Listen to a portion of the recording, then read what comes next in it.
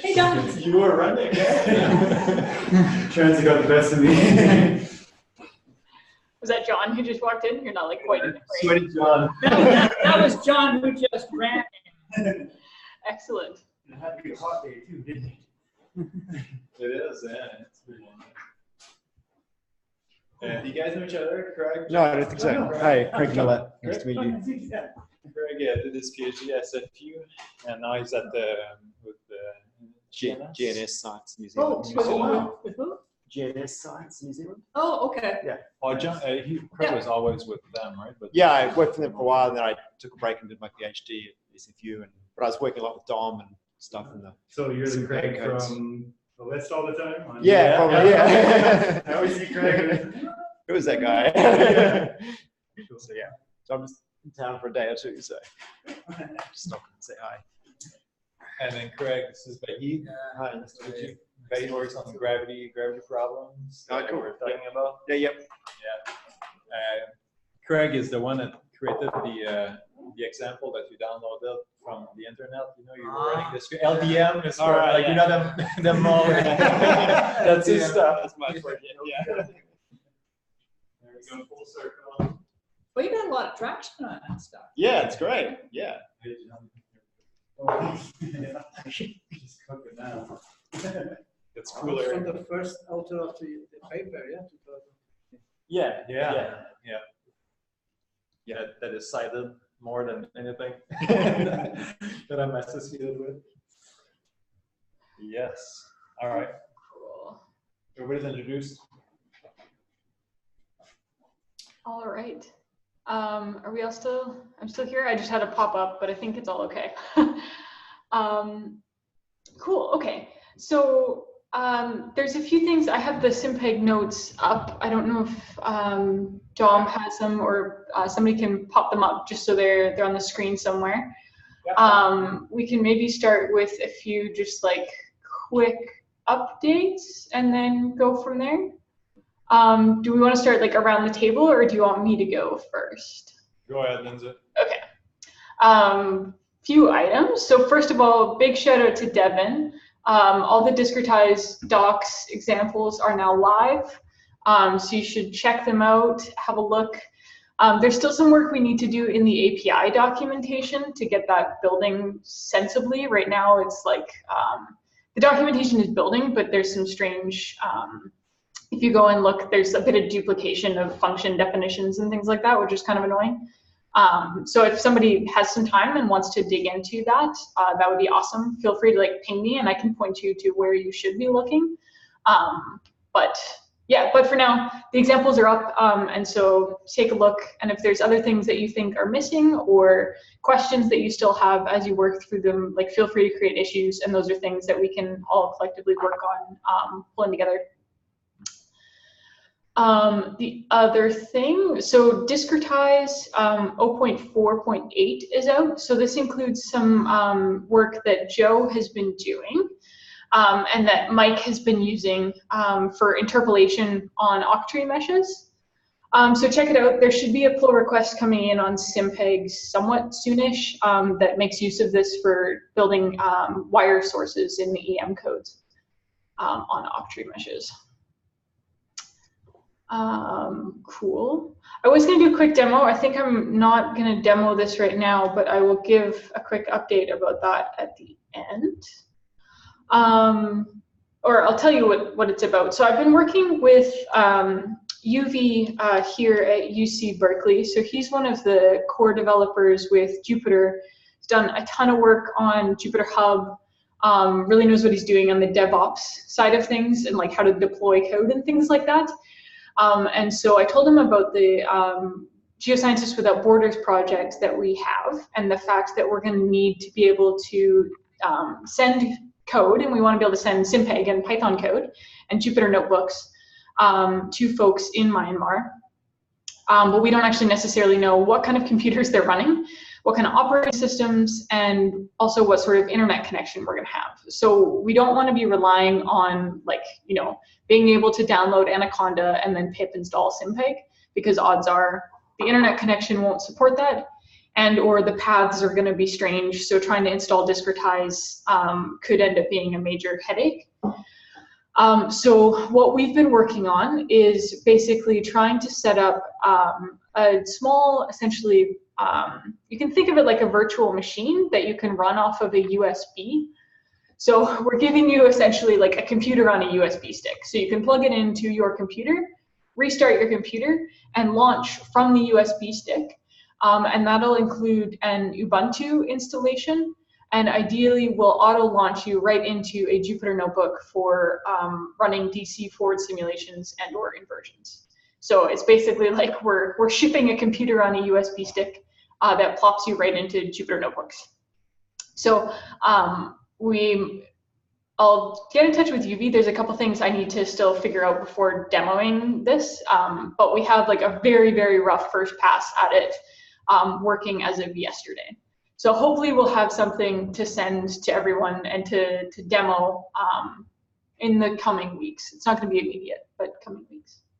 So Lindsay, after it's going, if you pull the USB stick out, does that terminate things, or are you still good to go? I believe that would terminate things because the operating system is running on the USB stick. I don't actually know that for certain. And you might be able to, we might be able to launch it onto the, we might be able to stick it on the desktop. I don't know that for sure, but I think for right now, assume that you need the USB stick.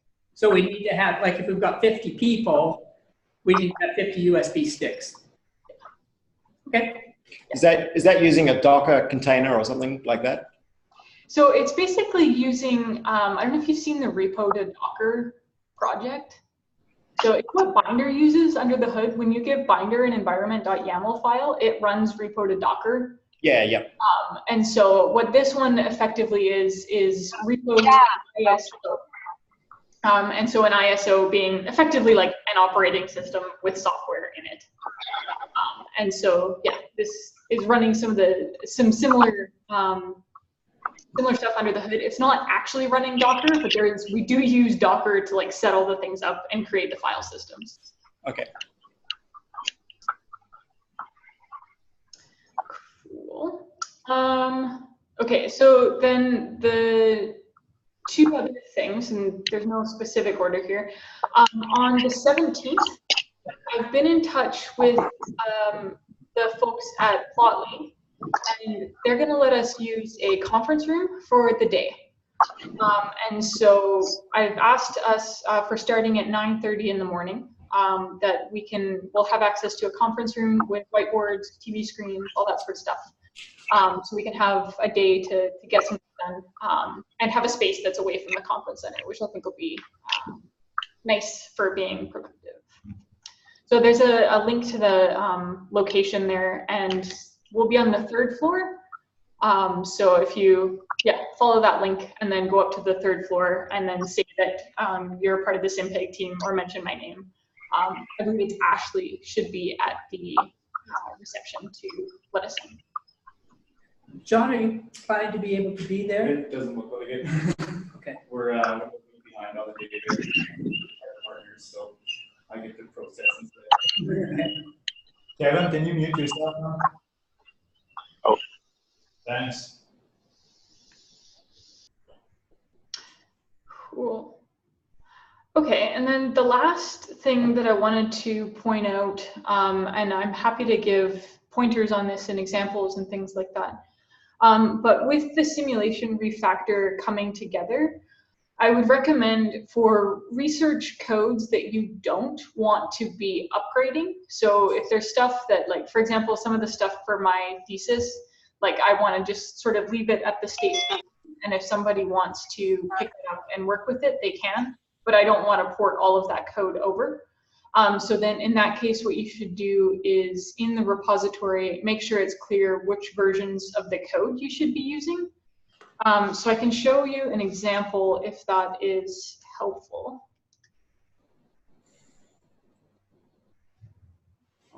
Let me just take a look.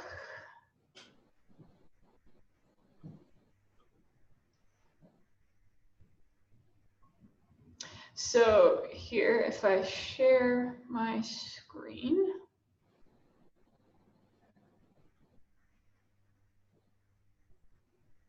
Can you see that? Yep. Yeah, is that the whole screen or is that just? Yeah, yeah, it's the whole screen. Yeah, so in this case, all I've done, so this is the AEM environment.yaml. So in this case, I've just pinned specific versions of SimPEG, discretize, PyMat solver, etc. And then same thing in the requirements.txt. And so that way, if somebody wants to download and install and run all this, they'll get the versions of SimPEG that it was built on. So when we actually go through and do the upgrade, then these codes will just be living on an older version of SimPEG. So they're still reproducible in that sense. They're just not necessarily up to date with like the most recent developments. Sounds good. Yeah, so if anybody has questions about that, feel free to get in touch, but it sort of makes that division between like code that you want to keep strapped onto like recent SimPEG versus like this project's done, I just want you to be able to reproduce my results. So yeah, cool. Okay, that was the things that I have. Do you want to perhaps go around the room, or is there other people who have burning items you'd like to talk about? My pull request for the MT RX class, it's failing on one of the tests that says something about cloud SDK Google something. One of the last tests on the list there. I wasn't sure what it actually meant. It looked like it was trying to access something from a Google Drive or something. That's entirely possible. It's entirely possible that that's to do with the docs and the examples, because what we do right now is, yeah, I bet it's with the examples, because right now the examples are too expensive to run on Travis. So what we do is rather than running running all the examples as a part of the testing, we just go to Google and download all the examples, and then we say, okay, if none of these have changed, we're just going to assume that they all work. If something has changed, then we're going to like retest that. And so it looks like there's potentially just something funky going on with like talking to Google. Oh, okay. Fair enough. So your MT stuff what's kind of a convention are you using for the data? Are you doing impedance measurements? Is it? Tipper impedance. Oh, you're doing Z-time. Yeah. Well, kind of. It's just there as an additional tool if we want it. Okay. Yeah. Since we're doing kind of like the airborne app-ed kind of stuff, we're measuring all components, so we thought, we may as well include the Tipper if we can. Okay. Yeah. So ideally, all I changed was just being able to give separate electric field receivers than your B field receiver. You got some kind of like a grouping, I guess. Yeah, we have a whole bunch of B field measurements, but just only localized to your field or remote field. Okay. And, just changes like that. And that's about as far as now. I kind of want to start trying to implement the tiling in the DASC as well for DC and for data. It's a tall order, but you're keeping track of where the electrodes are for the electric field measurement? Ideally, that's what I want to do as well. Right now, it's just assuming the point. But I think I need to get in touch with Mitchell and Soggy for the line path. Get that implemented there. That's the plan, but I'm not there yet. I've gotten to the point where I can just forward model our plan anyways. Just like one electric field and a whole bunch of flight paths of B field measurement. Okay. Yeah, I've been playing around with DASC a bit over the past couple of days, trying to get SimPEG up and running on NERSC. And so we can, NERSC is the supercomputer up at LBL. And so, yeah, we can certainly chat about that. I think the simulation side of things will hopefully help too, because you want to be able to serialize So like, well, depending on how you're running, because the way I'm thinking about it, at least for this use case, is like building up the simulation interactively in Jupyter, and then you effectively just want to send like 1 or 2 cells over to a bigger compute node and then get the results back. But in order to send it over, you need to have it serialized, because you basically need to send like a little package over there that says, here's everything you need to run the code. And so, yeah, so I think the simulation class will certainly help with that. So if you, like, as you're exploring, I'm happy to chat further, or you can pick up some of the examples maybe in DC or the MT side of things. We can port over your new examples and go from there.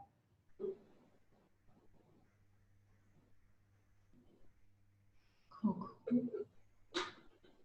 Anyone else? Yeah, I guess I got something small. So I've been working on making tutorials for SimPEG now that I've done discretize. And you mentioned that you had some tutorials for forward modeling that you wanted to add. So yeah, I've got one that does the DC and the IP for 3D. Yeah, so I thought if you had a short amount of time today, I'd be able to show you sort of how I've organized it or my vision of doing the tutorial, and then see what you have and see if there's a way to kind of combine and work together on that. Definitely, yeah, sure. Mm-hmm. None? Nope. Vahid?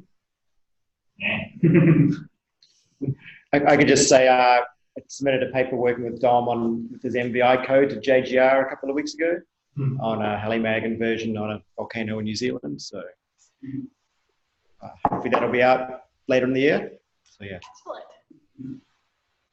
I'm giving a talk on it at IUGG as well. Okay, there you go. About the paper. Yeah, yeah. Oh, so you're going to the IUG? Yeah. Oh, so will you be there on the 17th? Well, I am, but I've got it's like my fullest day of the conference, so Okay. I'm not sure I'll be able to come to the workshop for SimPEG. Well, I might be able to pop in like here and there, but I'm sharing a session in the morning and then my talks in the afternoon. And so whatever's in between. Or you can just, or Skype them. You can. Yeah, something like that. Yeah. Because we're going to be moving all the potential fields around. All right. So if you have an opinion on things, Okay. it'd be good to know now at this point. Okay. So we'll be Well, maybe. Yeah, of course. Yeah. I mean, I've got plenty of time. Montreal has entered.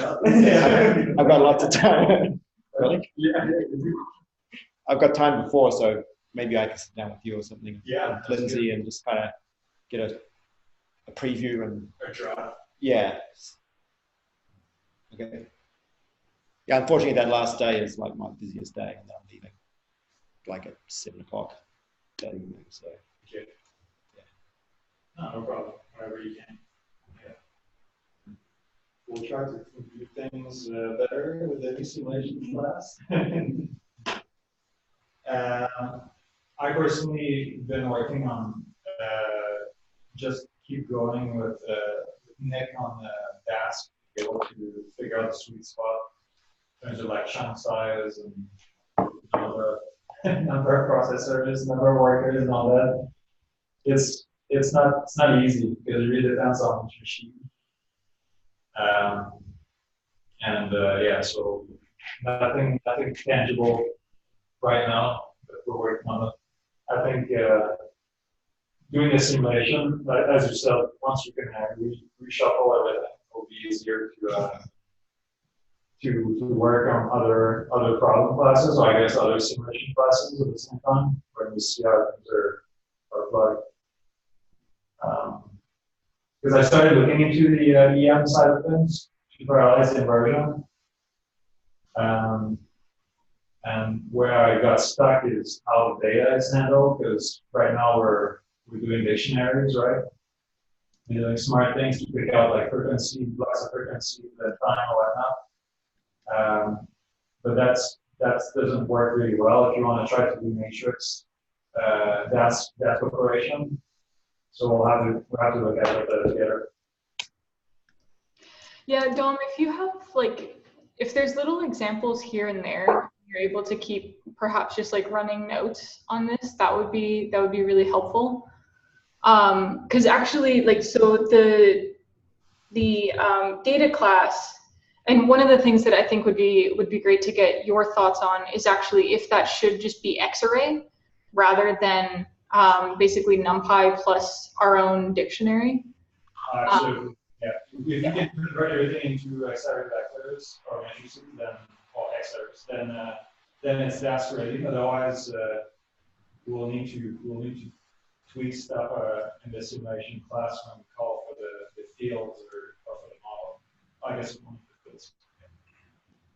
Yeah, that's a really good point. And that's maybe something that we could work on together next week, or even if you actually have like a working example of like what you want it to look like, we can start iterating on that sooner than later. Yeah, sounds good, because that will, if you want to try to do the tile version, right, we need to be able to block all the operations and dask operations. Because you don't want to cycle through your tiles, you want to be able to extend all the tiles at once to dask. Okay, that's. So you don't want to loop figure out each tile resources. You want to do the whole thing in one shot. That is fully parallelized. If that makes sense. Yeah, like you're saying, it's like a tile per source. Yeah, or the tile per line, whatever. Oh, okay, it's quite. Yeah. But if you do like essentially 3 times a vector, you don't want to do it on each one at a time. You would like to be able to do all this all at once. Okay, yeah, I was looking at that last night and I was wondering how to go about that. This is actually falls right in. That's the bottleneck right now. We need to change the code the way it's operating. Okay, that's starting to make good sense then. Yeah, on the list for Wednesday. That's it for me. Sounds good. Hey, Soggy. Hi, Lindsay. Sorry for late. No worries. How's it going? Doing well. Yeah. Just had lunch. Excellent. Any other updates than lunch? Nothing particular. Yeah. Fair enough. It'll be nice to, in terms of parallelization, there are a lot of different things we could do, but maybe setting up a problem and then prioritizing it like into a specific case might be, I don't know, better rather than like currently it's pretty abstract and it's hard to actually like dive in. Yeah, I'm not sure what's the good example. Let's say you got the simulation class, and suppose we got like 100 models, different models. Everything doesn't change. So can we parallelize that? Like it's a very simple parallelization, but can we actually scale that up to a level like, okay, got relatively large simulation problem, and then we got 100 cores, so I want to basically run 100 simulations. Starting with something simple might be better, because once you get into a detail, there are a lot of different things you need to handle. So yeah, maybe kind of setting up like a proper problem, which is bite-sized, and kind of tackle that first. That's probably a good start. Yeah, that's a great point, Soggy. And actually, your point of running a single, one sort of simulation setup with 100 different models or something like that, that's actually extremely relevant for the casing stuff that I'm working on right now. So that's actually, I think, perhaps if we can think about that, and then maybe MAG as well, having like 2 use cases that give us like different angles to think about the problem. I agree. I think that's like a really compelling way to go.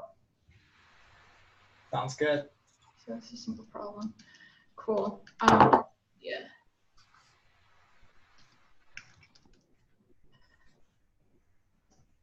I'm just trying to catch this in what I think perhaps is the longer discussion items. Before we move on to perhaps going into a little bit more detail about things we want to talk about next week, are there any other updates or quick things people want to bring up to make sure we discuss today?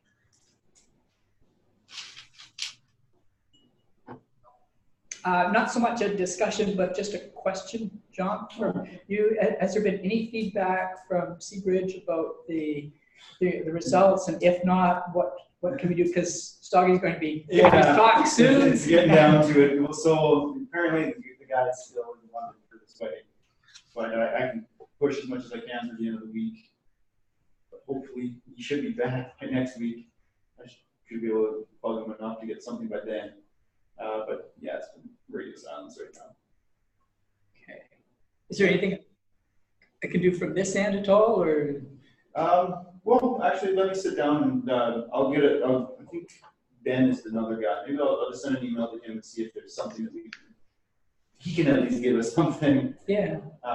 Yeah. Sorry, Soggy. No worries, John. But all I need is like, remember the image that I have sent you? Yeah.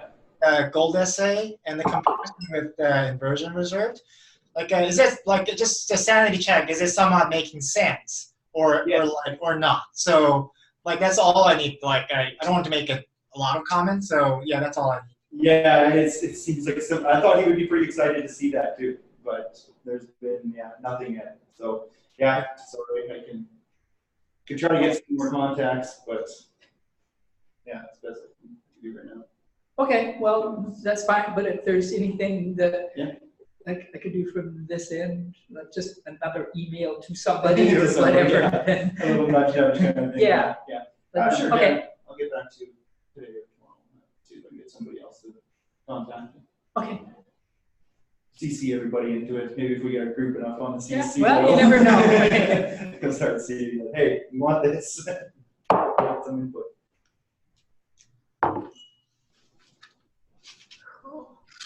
Okay, so then the next thing I thought we could maybe spend a little bit of time on is chatting about what some of our priority items are for next week. Because we have one full day where we will be working together. And so we want to make good use of that.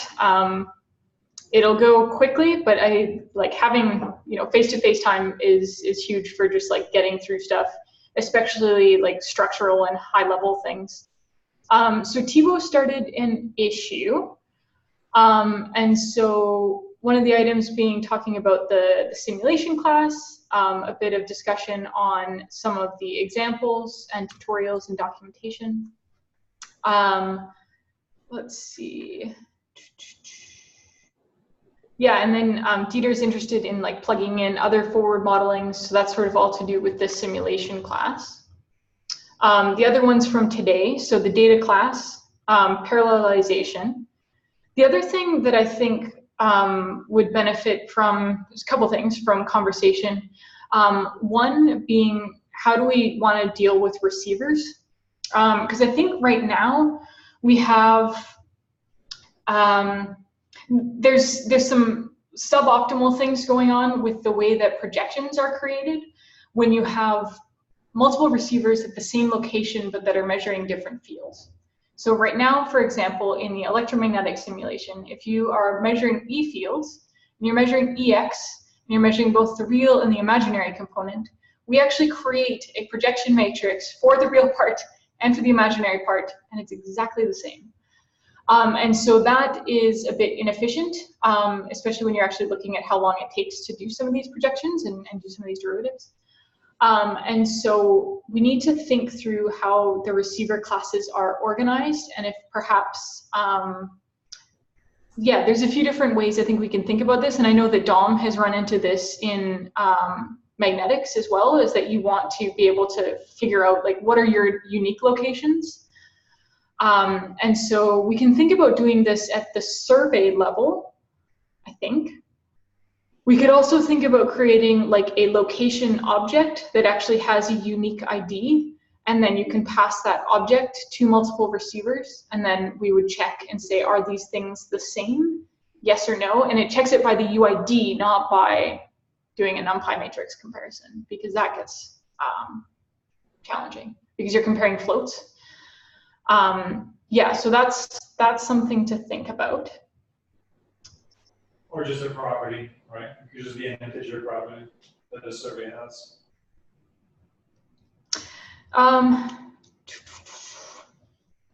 What do you mean by that? Well, because all we need is a way to we need only the receivers to know if they're unique. Right. So like, but right now we would either have to loop through all the receivers and like ask if the locations are the same and have some way of answering that question. Is receiver 1 and receiver 2, are these locations the same?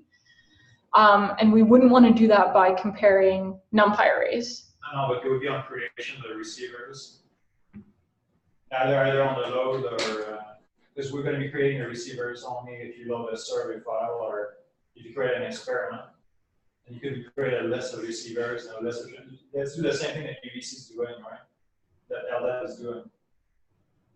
Just we have IDs for transmitters, ID for receivers, and we have some sort of dictionary that knows which data belongs to a receiver and which transmitter.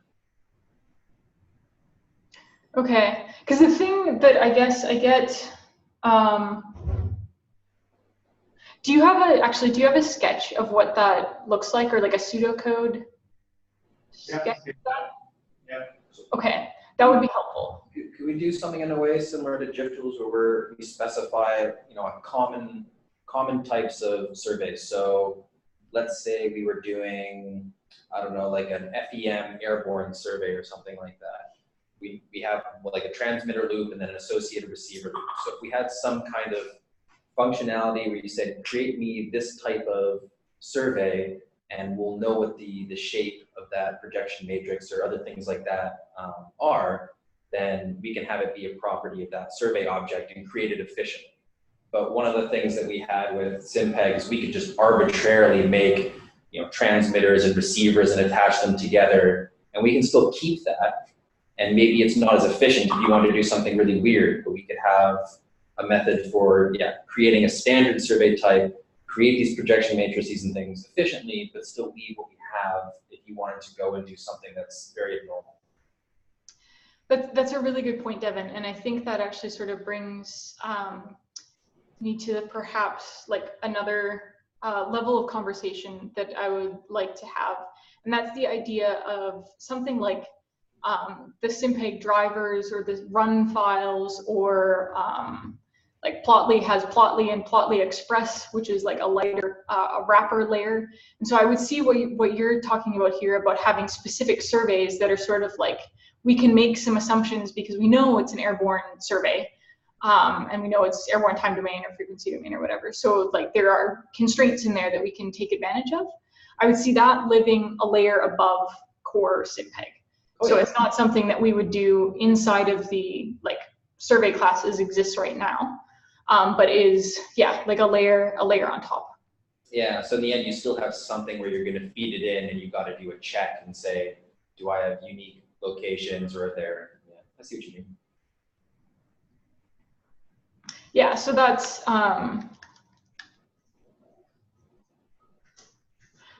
those are like a few things that are on my mind. Are there other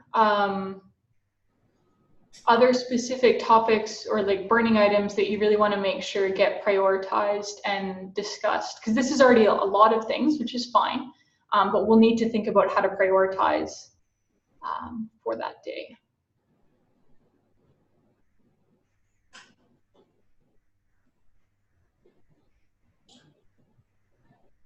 Yeah, I don't know. I'll try to bring a rough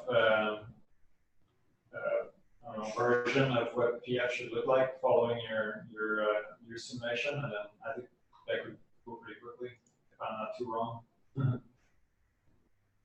That sounds good. That sounds good. And Dom, even if you want, like this afternoon or tomorrow morning, I'd be happy to connect and we could like hash through some of that beforehand even. Yeah. What's kind of your driver behind this refactor? There's a few things. So there's an issue that we have going called the problem with problem that outlines some of these challenges. So some of it is with respect to like nomenclature. So the use of the term problem is a bit confusing and doesn't necessarily translate all that well throughout. One of the other things that's actually quite problematic is the way that we do the problem.pair survey. So that action basically then immediately means that we cannot serialize that like paired thing, which causes problems when you want to start parallelizing it, or like, build up your simulation and send it to a heavy compute node so that you can actually run it over there. So that thing cannot be serialized. And so, yeah, so that's like a main big problem. And then the other thing, like with respect to, right now we ask the problem for fields, but the survey for dpred. And like that's just sort of a subtle distinction that was perhaps interesting when we first designed it, but like it doesn't really, like there's not a strong reason as to why that is the case. Whereas if we just have a survey that all it really knows is information about the sources and receivers and that geometry, and then maybe it knows a handful of things like how many frequencies I have, and or like are these receivers co-located so I can be clever about the way I build projections. That's all the survey should really know. And then the simulation is the thing that actually like creates data and actually runs and creates fields and such. And then it will allow us also to start doing the gradiometry so that the forget potential fields, right? Right. Yeah. Because right now we're only assuming a single, like GZ or TMI. Oh, right. We're starting working in gradiometry. To be able to have both senses. Components. Yeah. Exactly. So just allow us to like reshuffle everything, make it cleaner, closer to what EM are developing. Yeah, and the other thing too is ideally then this will really streamline plugging in other codes. So Dieter, for example, wants to plug in EM-PyMod, and when we first tried it, it was just like, it's fairly unnatural. We ended up having to write like a shell survey class, which is silly because like, when you're plugging into another code, they provide you the ability to run a simulation. And so we just want to say, okay, here's a little wrapper for plugging in EM-PyMod into SimPEG. So that should all also be much simpler once this is done.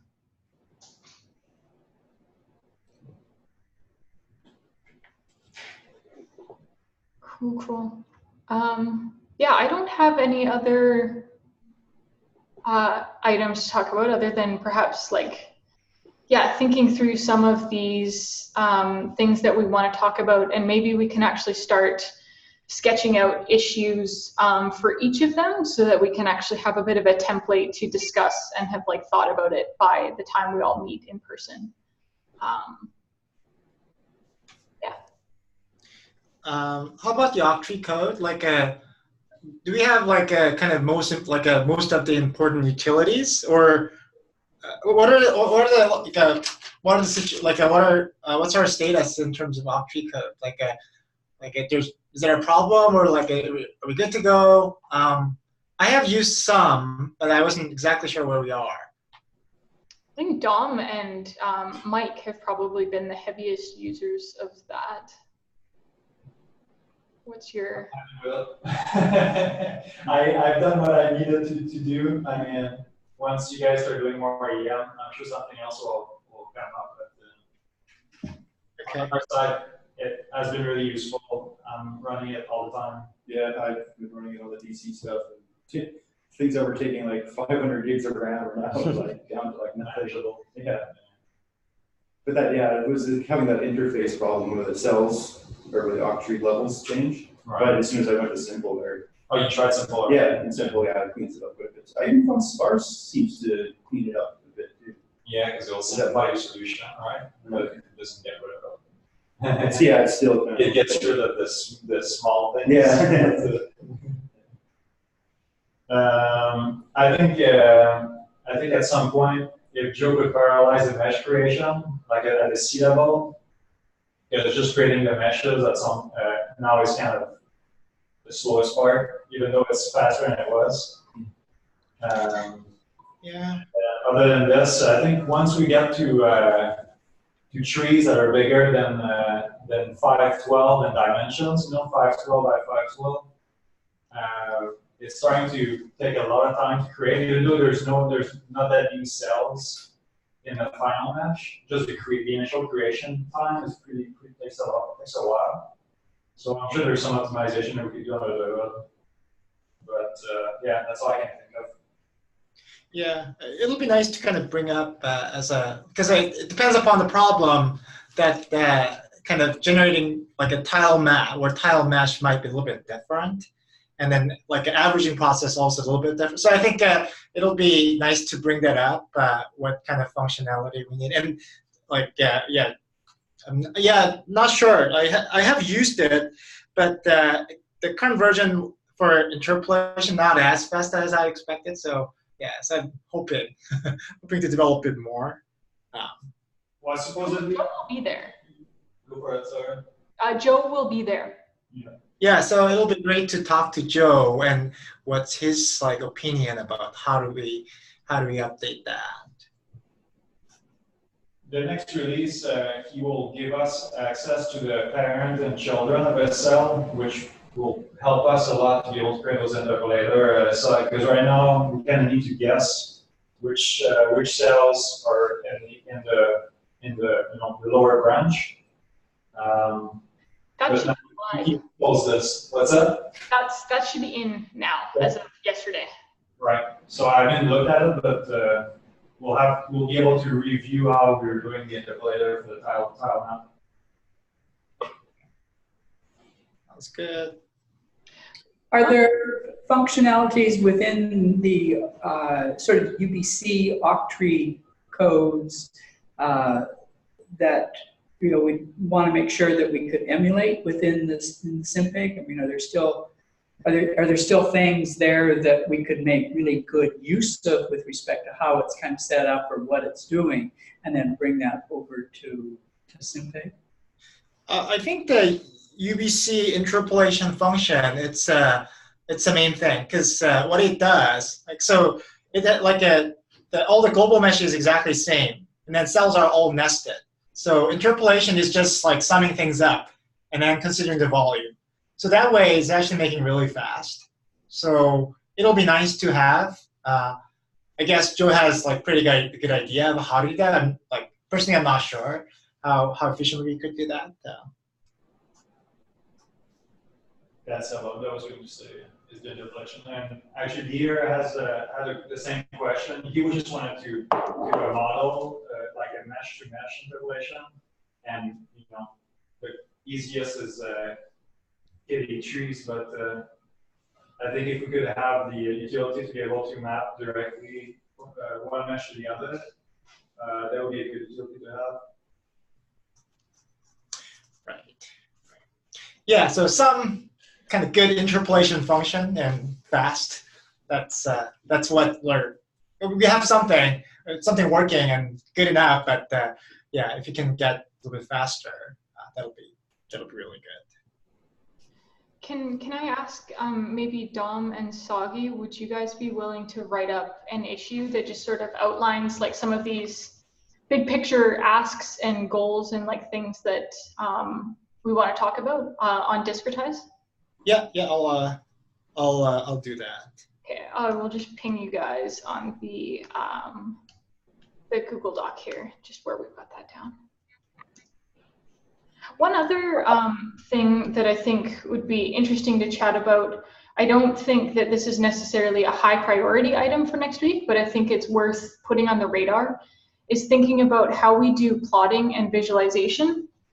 I was chatting a bit with Fernando about this because we're thinking about like sort of deploying codes onto somewhere like NERSC, where you don't actually want to install any of the plotting code on the nodes where you're running the computation.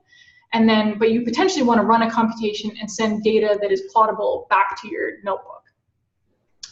And so one thing that led us to talking about is basically trying to separate, like tease apart. Right now, like how we have mesh.plotGrid. It actually does basically the computation steps to give you something that is plottable, and it plots it. And so the suggestion here would be to actually separate those two steps, is to have the ability to create plottable things, have the objects know how to do that, but then actually call like a separate SimPEG viz or Discretize viz or something like that to actually then render the plots. And what's kind of nice about that thinking about going forward is that it would be nice to be able to plug into different plotting backends, because right now we're basically tied to matplotlib, which is great when you want to make figures. it's really not great when you want to actually just be interacting live in the web, like something like Plotly or like these JavaScript-based libraries are made for that. And so it would be nice to be able to take advantage of the fact that like you can zoom in and you can, you know, mouse over a given data point and a little tooltip pops up and just tells you what its value is. And so those are things that we can't do with Matplotlib, but we could do with some of these other plotting libraries. And so just sort of like thinking about that going forward could be useful as well. So I think that's sort of like maybe a few steps ahead, but it's something to keep on the radar. Yeah, sounds great. I've been using PyVista quite a lot recently for like loading models and pictures and data and making figures out of it. So excellent.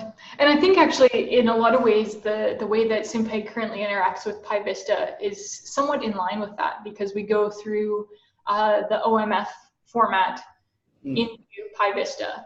And so like OMF is actually the plottable thing. And then PyVista is what renders it. So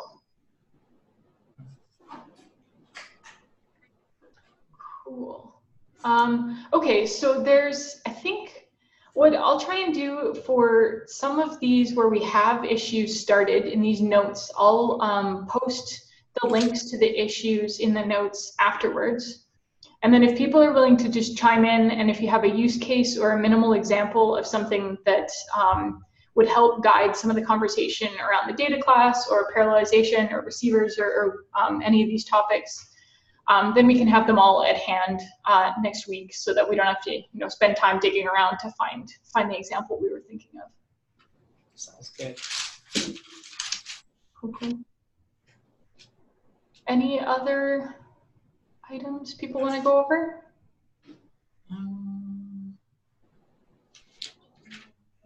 Nope.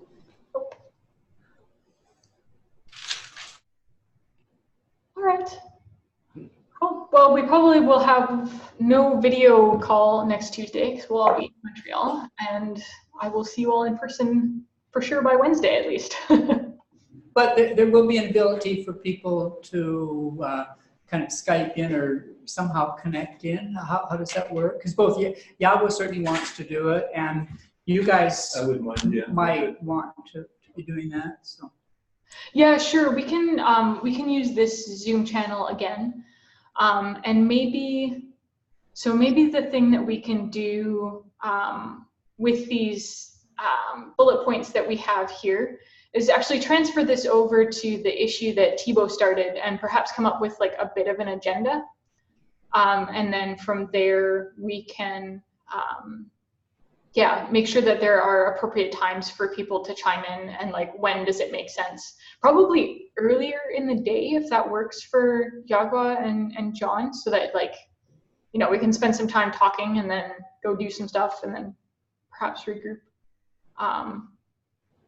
Yeah, do you have? It's gonna be later for us, right? Montreal is 3 hours. 3 hours ahead. True. Yeah, that's okay.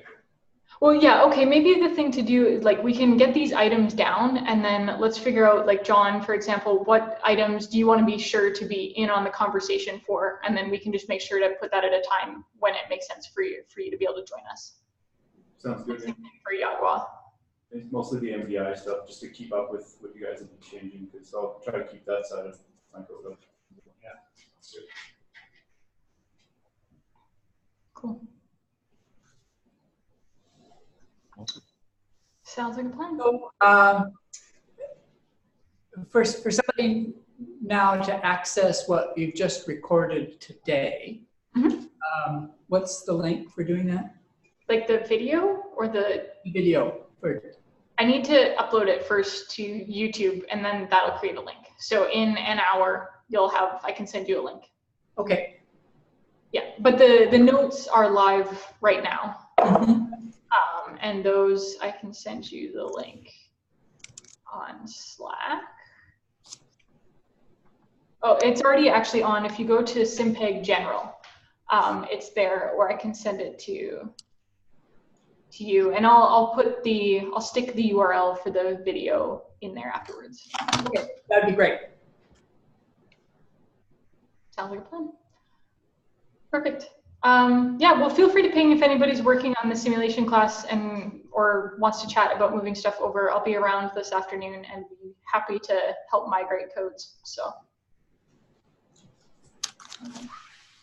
Thanks so much. Thanks, Lindsay. Thank you. Thanks. See you later. Bye. Bye. So, yeah.